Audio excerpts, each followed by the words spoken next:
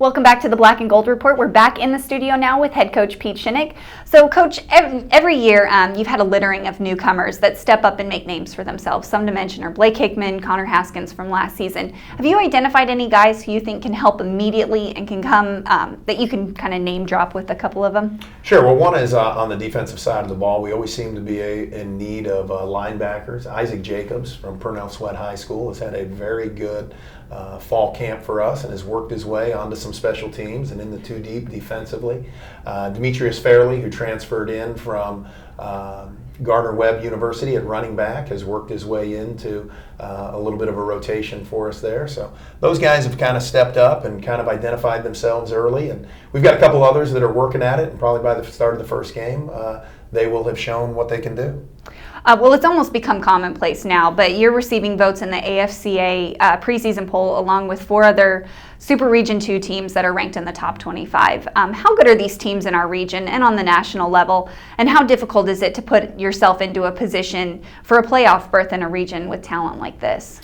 Well, our Super Region 2 has always been very, very stacked and very, very competitive. And so, when we started the program, we wanted to be identified as one of the top teams in this region. And every year, we have worked ourselves into the top 25 at some point in time after our third season. And so that's the desire. We want to be known as that. We want to be competitive in this region. I think the schedule that we're playing allows us to do that. But at the same time, there's always going to be very good opponents, and we've got to be on point every time we walk out there in order to compete with this region. Speaking about tough opponents, you will play quite possibly the toughest schedule you've ever played, highlighted by games against both national championship game participants on live television. So what does it say about how far this program has come when you start boasting TV games on your schedule, and what does it mean to this team when you play your first TV game of the season right here in Pembroke? Well, I think it's great for the town of Pembroke. It's great for UNCP that we're going to be able to showcase what our university is all about on September 5th. I mean, that's going to be an exciting time for everybody involved. Just being around town, talking to different people, excited about what that looks like. We are very, very happy to have that opportunity.